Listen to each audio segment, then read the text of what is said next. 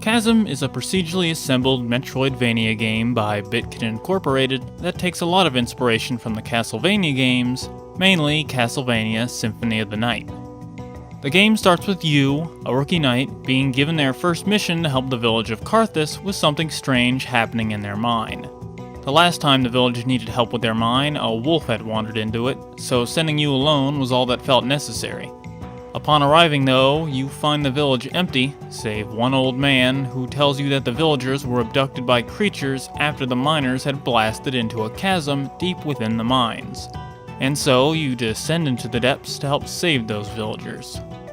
Being a Metroidvania, the gameplay involves a lot of exploring and backtracking. Trekking through the mine, you'll find yourself running into constant roadblocks, forcing you to seek out other paths, eventually coming upon the item or ability needed to progress.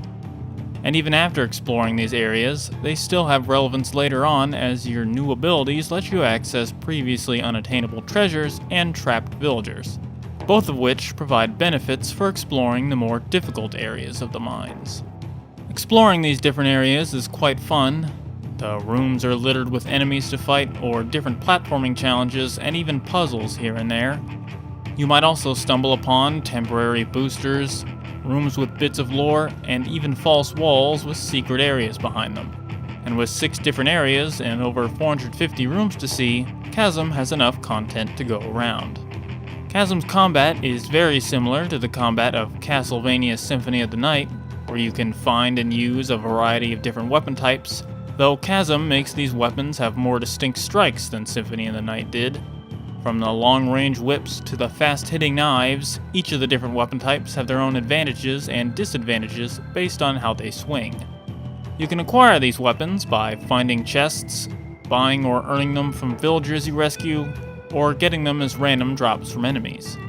Alongside these weapons are the spells, which act as the sub-weapons from Symphony of the Night, though only a few are actual copies. These spells are your ranged attacks, with each one having a unique projectile, which are helpful in different situations. These spells can only be acquired after rescuing the village's resident spellcaster, who can also upgrade them if you manage to find her spellbook hidden in the mines.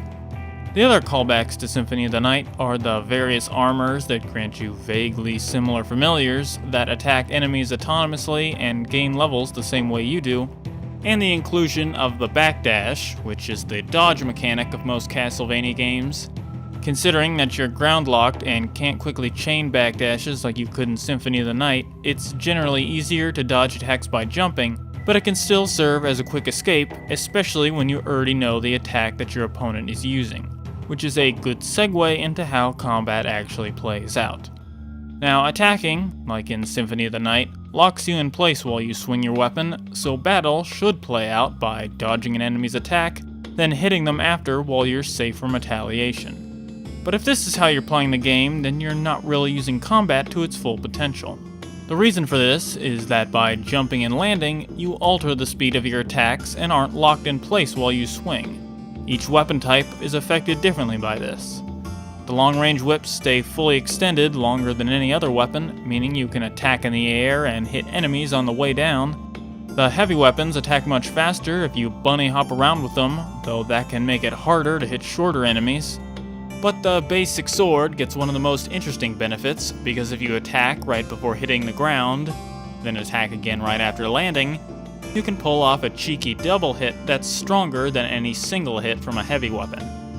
All these jumping benefits make it so that combat becomes an interesting dance where you jump to avoid enemies while setting up attacks and using spells to fill in the gaps between the two. But even this interesting flow of battle is still found in Symphony of the Night. Chasm just does it better by having more fluid controls and enemies that seem more suited to that battle style. And thankfully, the enemies are all distinct from one another, so combat plays a little different for each one. This isn't the type of game that just includes recolors with more HP. At worst, you get enemies that are of the same species, but even they get different hitboxes and attack patterns. Take the slime enemies. There are 4 different versions of slimes: the starting green kind that simply jumps at you, the crystal blue slimes that also jump at you but are larger and don't recoil when hit, the purple slime which also shoots projectiles, And finally, the slime cubes that do long-range lunges. This difficulty progression also means that as you get more skilled at combat, the enemies get more difficult to compensate. The enemies you find are also themed to the area in which they are found, like the underground keep having living suits of armor, or the garden area having killer plants. The same goes with the array of bosses and mini-bosses found in every area. These bosses and mini-bosses are also a different experience than just fighting normal enemies, since they have a wider variety of attacks that require more precise dodging. The only consistent problem with enemies that I've found is that, like the combat, you can still find many similarities between Chasm and Castlevania Symphony of the Night. Like these undead lancers and these spear guards, who both have similar jabs, or these flying fungus and these gremlins that move around randomly and drop hazards, and the two skeleton archers, just to name a few. In terms of difficulty, Chasm is okay. You are given 3 different difficulty types at the start: easy, normal, and hard, with the damage being dealt to you and the health of the enemies being the major changes between them. And as an extra addition, after beating the game once, you also get access to Mortal Mode, which is Chasm's permadeath mode, and the Nightmare difficulty. My first time on normal wasn't terribly difficult. Most deaths came from encountering new enemies, coupled with the fact that health is a rarity to find in the mines, meaning I was never quite at full HP. The only way to heal down there is by buying healing items, being healed from save points, or leveling up.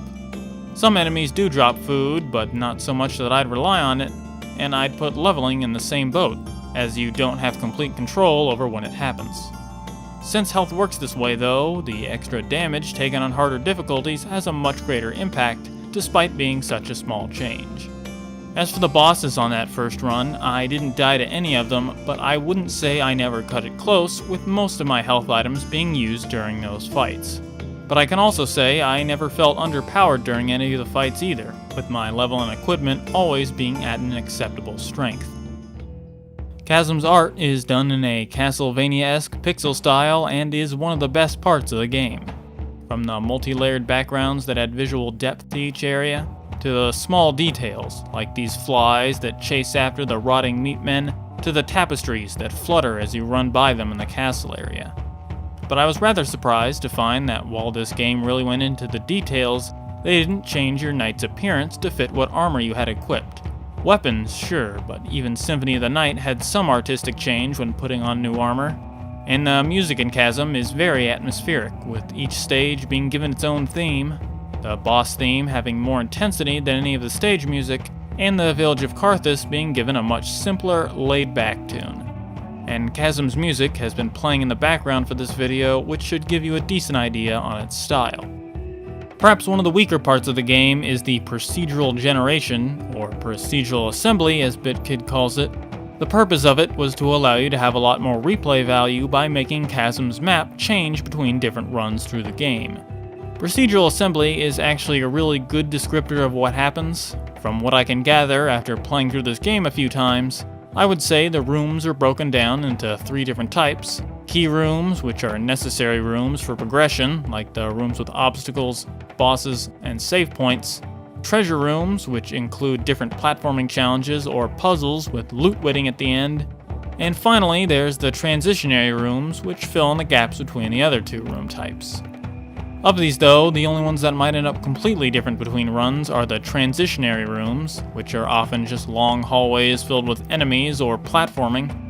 As for the other 2 types, key rooms will be found in the same areas every run. Being in the same positions on the map means that the critical path you take through the levels never changes, so don't expect to head off in a different direction each run.